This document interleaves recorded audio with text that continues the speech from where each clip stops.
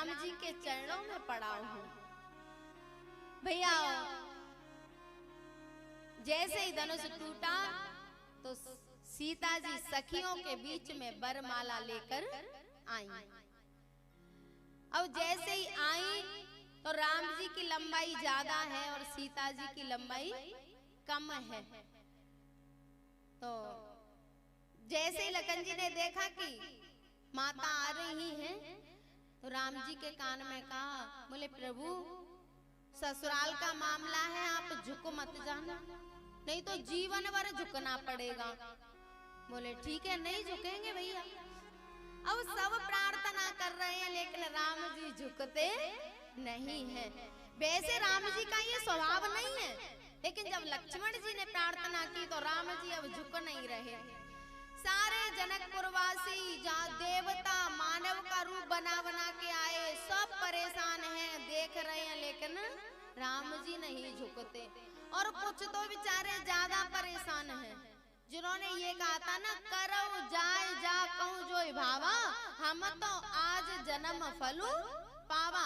अब उन्होंने सोचा कि धनुष टूट गया, हमने देखा नहीं, लेत चढ़ावत खेचत गाड़े, काहू न लखा देख सब ठाड़े। वो सोच रहे हैं कि जैसे धनुष टूट गया हम देख भी नहीं पाए, कहीं ऐसा ना हो कि माला पड़ जाए और हम देख नहीं पाए। उन्होंने पलक झपकाना बंद कर लिया, एक टक देख रहे हैं कि माला पड़े, लेकिन माला नहीं पड़ती। तब सीता जी की माँ ने, सुनैना ने एक मंत्री से कहा, बोले आप महाराज से जाके कहो राम जी से कह दें थोड़ा झुक जाएं। मंत्री गया जनक जी के पास, बोले महाराज राम जी से कह दो थोड़ा झुक जाएं। उन्होंने कहा भैया मैं बेटी वाला हूँ और मैं दामाद से कैसे कह दूं कि तू मेरी बेटी के सामने झुक जा, मैं नहीं कह पाऊंगा। मंत्री ने कहा कि यहाँ बात नहीं बन रही, बोले थोड़ा और आगे चले जाओ गुरुजी के पास, विश्वामित्र जी के पास। वहां गया तो विश्वामित्र जी बोले भैया हम ठहरे बाबा जी, अब तुम जानो तुम्हारा। अच्छा, वहां से राम जी को लाने के लिए बाबा जी नहीं ठहरे, अब बाबा जी बन गए। तब तो राम जी को ले आए जनकपुर में, अब बाबा जी हैं। विश्वामित्र जी ने ऐसा क्यों कह दिया?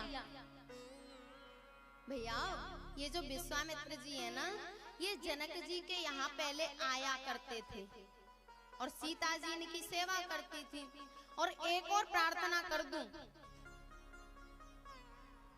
दशरथ जी वशिष्ठ जी के शिष्य हैं, दशरथ जी के गुरु हैं वशिष्ठ जी, और विश्वामित्र जी उनके बिल्कुल विपरीत हैं।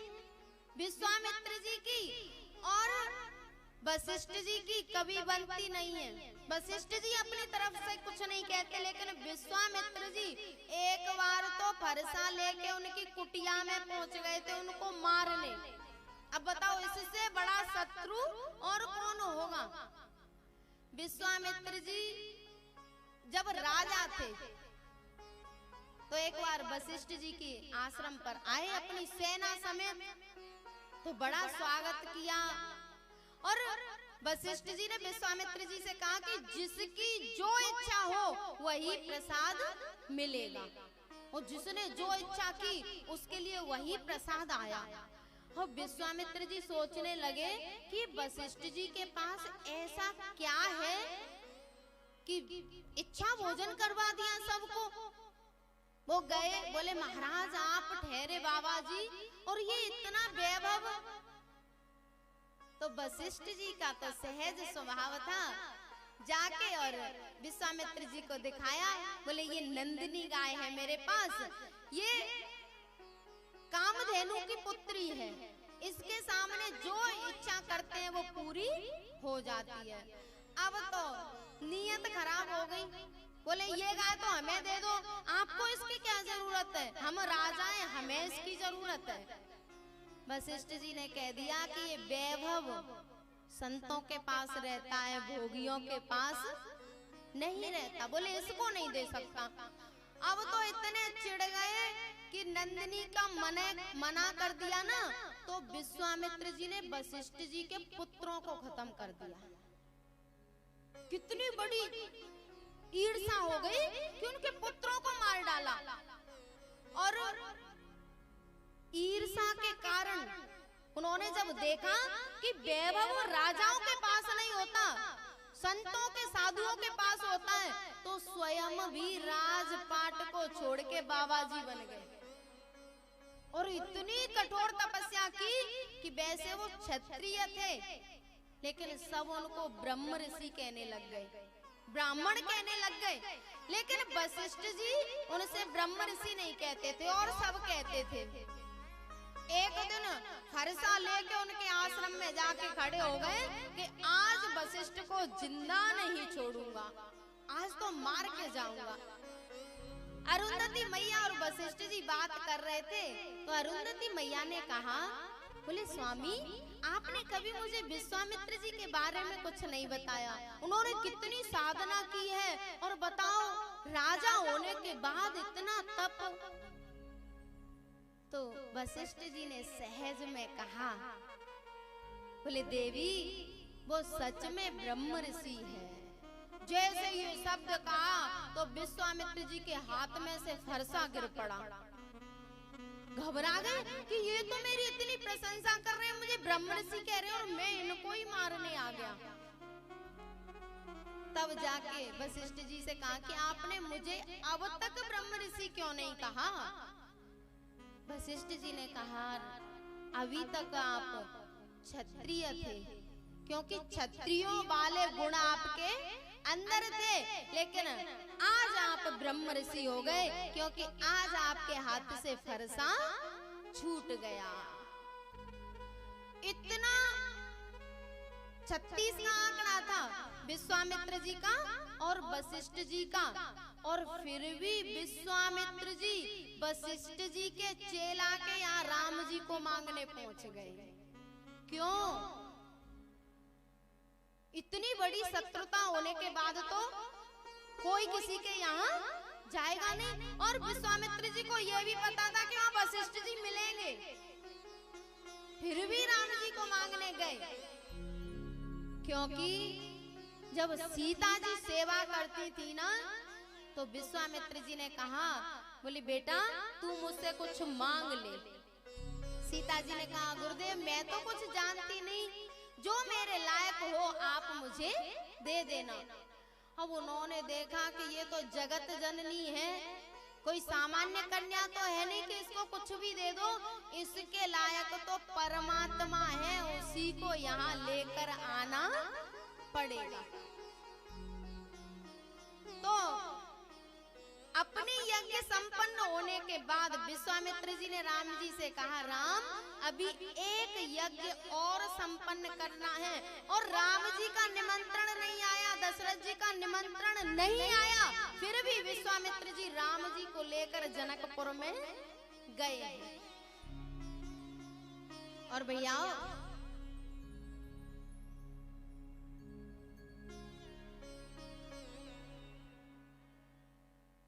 अब ये बात भी बताऊं कि निमंत्रण क्यों नहीं आया, बताऊं कि रहने दूं? एक कुछ उधार छोड़ लो, आगे भी कथा करा लेना। सब इसी में पूछ लोगे तो फिर कथा नहीं कराओगे आप लोग। बताऊं कि रहने दूं?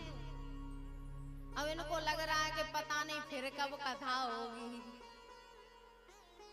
चलो बताए देती हूँ। एक मैया तो कथा सुनने के लिए ही जिंदा थी। ये नरेश है ना, पिंटू जिसको कहते हैं, इसकी अम्मा एक बार बहुत बीमार हो गई, कह रही मुझे ऐसा आशीर्वाद दो कि मैं मर जाऊं। तो मेरे मुंह से निकल गया, मैंने कहा अभी तो एक कथा और सुननी है। अब कल वो कह रही कि अब तो कथा सुन ली, अब तो मार दो।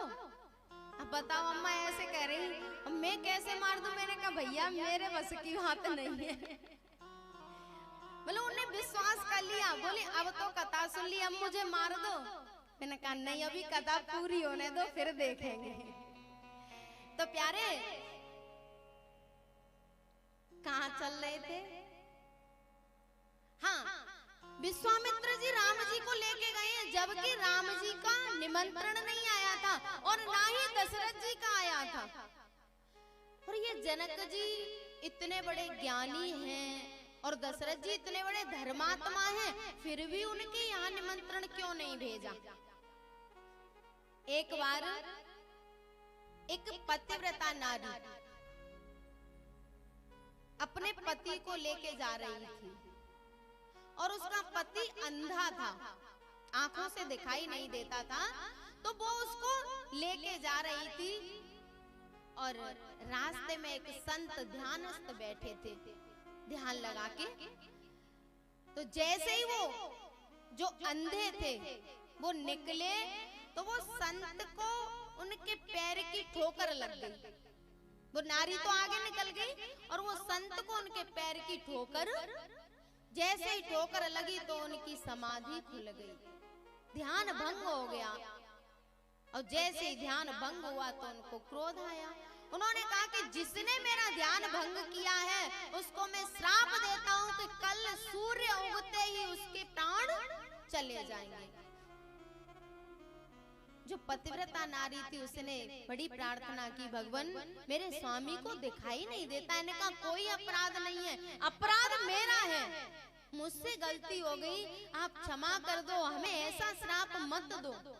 उन्होंने कहा कि अब तो मैंने श्राप दे दिया, ये पूरा होगा। उन्होंने प्रार्थना की, भगवान कैसे भी कृपा करो। बोले नहीं, अब कुछ नहीं हो सकता। उन्होंने भी कमंडल में से जल लिया और संकल्प कर दिया कि मैं सूर्य को ही नहीं उगने दूंगी तो मेरे पति के प्राण कैसे जाएंगे। मैं भी संकल्प करती हूँ कि अब सूर्य उगेगा ही नहीं। अब तो कई दिन हो गए सूर्य भगवान के दर्शन नहीं होते।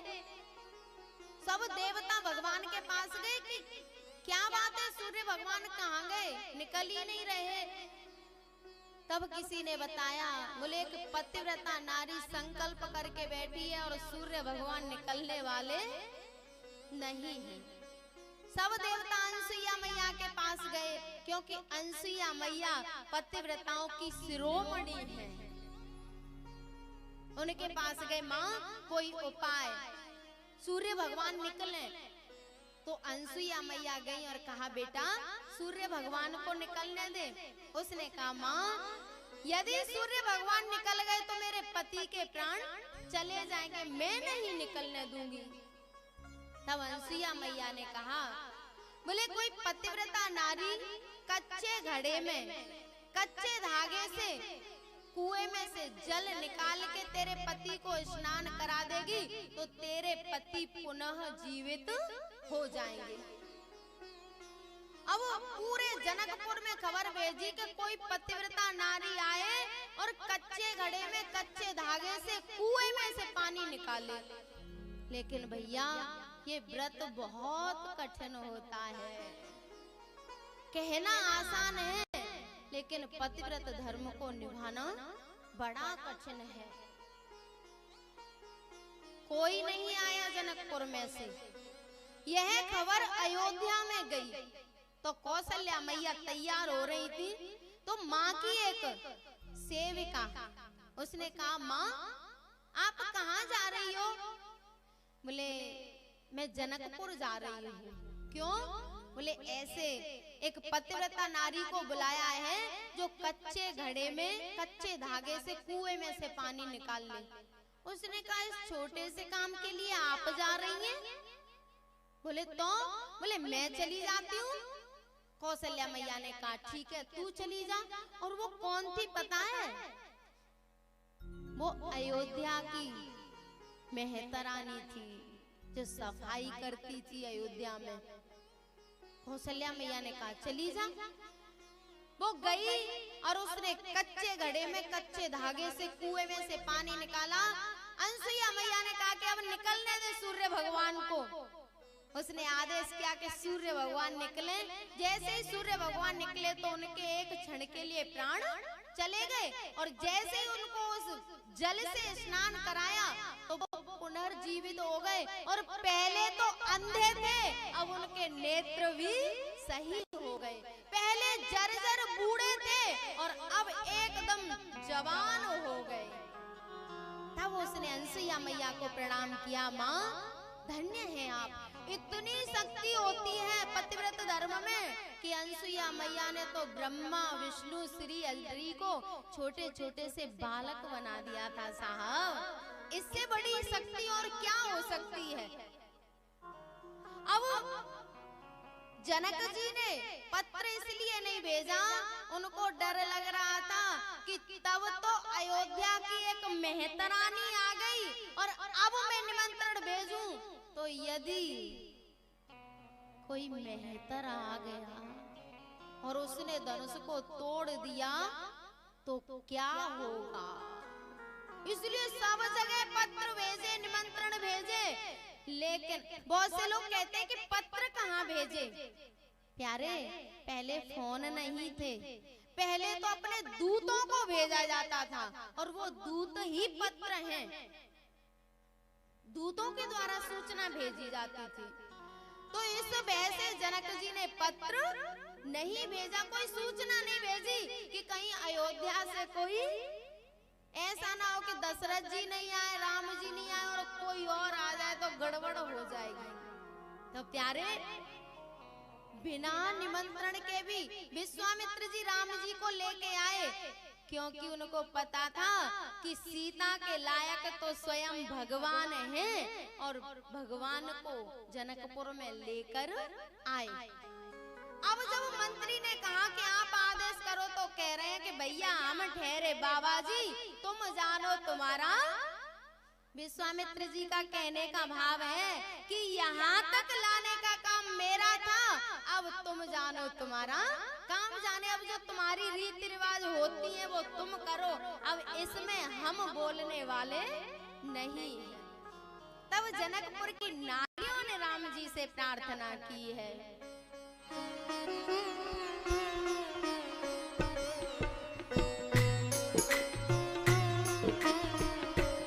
झुके जाओ दशरथ के लाल, लली मेरी छोटी सी। झुके जाओ दशरथ जी के लाल, लली मेरी छोटी सी। झुके जाओ दशरथ के लाल, लली मेरी छोटी सी। झुके जाओ दशरथ जी के लाल, लली मेरी छोटी सी।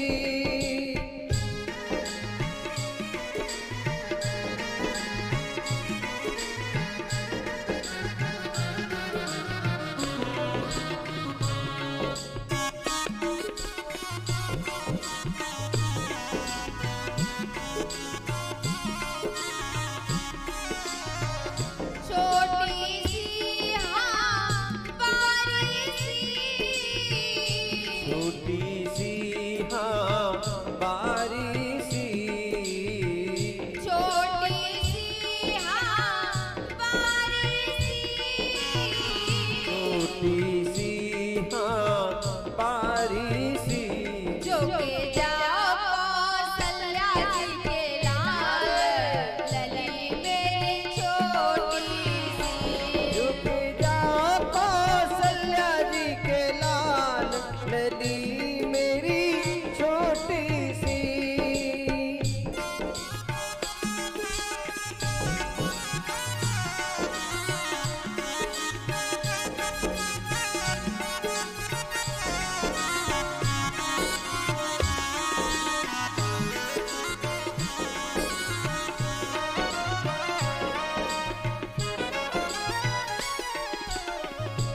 नारियां प्रार्थना कर रही हैं पर राम जी झुकते नहीं। अब धर्म संकट में पड़ गए हैं, नहीं तो उनके अंदर इतना हृदय कहाँ है कि वो किसी को इतना परेशान कर दे। लेकिन सोच रहे हैं कि यदि झुक गया तो लक्ष्मण कहेगा कि मैंने प्रार्थना की और नहीं माने, और नहीं झुका तो ये नारियां क्या करूं। राम जी धर्म संकट में हैं और सीता जी ने लक्ष्मण जी से प्रार्थना की। बोले भैया आप तो शेषनाग हो ना। बोले हाँ। बोले पृथ्वी आपके सिर पे टिकी है। बोले हाँ, तो एक काम करो ना, जहाँ पर प्रभु खड़े हैं उसको नीचे कर दो और मुझे ऊपर कर दो। लखन जी ने कहा मैया ऊपर तो मैं आप जितना कहे उतना कर दूं और नीचे कर दूं, पर आप दोनों एक ही धरातल पे खड़े हो और जैसे आप कह रही हो ना कि मेरे प्रभु खड़े हैं वहां से ऊंचा कर दूं और आप खड़ी हो वहां नीचे कर दूं, तो ऐसे तो पूरी पृथ्वी में दरार डालनी पड़ेगी। और माँ साधु का काम दरार डालना नहीं, दरारों को मिटाना है। जो दरार डाल दे फिर वो साधु नहीं है। साधु तो दरारों को मिटाते हैं, चाहे वो परिवार की दरार हो या हृदय की दरार हो या भक्त और भगवान के बीच की दरार हो। साधु तो उसको मिटाता है और मैंने दरार डाल दी तो गड़बड़ हो जाएगा। सीता जी ने कहा कि यहाँ भी बात नहीं बन रही, अब क्या करूं? सीता जी ने कहा लाला यदि तुम हमारी माला पड़वा दोगे तो हम तुम्हारी माला पड़वा देंगे। बोले कैसे? बोले मेरे और भी छोटी बहन है। अब तो लक्ष्मण जी का मन पिघलने लग गया। विश्वामित्र जी इनकी बातों को सुन रहे थे। विश्वामित्र जी ने कहा लखन क्या हो रहा है? बोले गुरुजी कुछ नहीं, पूरी सभा परेशान है, राम जी झुक नहीं रहे तो कुछ रास्ता निकाल रहे हैं। बोले तुम्हारे पास कोई रास्ता है? बोले हाँ। तो ठीक है भैया करो जल्दी। और लक्ष्मण जी गए, राम जी के चरणों में साष्टांग दंडवत कर दी। राम जी ने कहा लक्ष्मण हो गई दंडवत, अब खड़ा हो जा। बोले भैया आप मुझे खड़ा करो। राम जी ने कहा लाला बहुत देर हो गई, अब खड़ा हो जा। लक्ष्मण जी बोले भैया मैंने सुना है कि जो अपने बल पर ऊपर उठता है वो गिर जाता है, लेकिन जिसको महात्मा या परमात्मा ऊपर उठाते हैं वो गिरता नहीं है। आप मुझे उठाओ। राम जी ने कहा लखन तू अयोध्या चल, 100 बार गिरना मैं तुझे 100 बार उठाऊंगा। अगर आज मैं तुझे उठाने झुक गया तो दुनिया कहेगी कि देखो विवाह की इतनी जल्दी हो रही थी कि भैया के बहाने माला पड़वा दी। लखन जी ने कहा वो मैं कुछ नहीं जानता, आज तो आपको ही उठाना पड़ूंगा। अब राम जी सोच रहे हैं कि भैया नीचे पड़ा है और इतना भी हृदय कठोर नहीं, कैसे इतना सहन करें। तो जैसे ही राम जी झुके लखन जी को उठाने, समझे लखन दोन की करुणा, समझे लखन दोन की करुणा, गिरे जाए रघुबर के चरना, गिरे जाए रघुवर के चरना। सीता ने डार गई माल लली मेरी छोटी सी, सीता ने डार दई माल लली मेरी छोटी सी। जैसे ही राम जी लखन जी को उठाने के लिए झुके वैसे ही सीता जी ने जल्दी से माला, और शायद ये रीत अब भी चल रही है। YouTube पे मैंने देखा था कि दूल्हा को उठा लिया, इधर दुल्हन को दोनों गिर पड़ गई माला। अभी भी वो रीत चल रही है।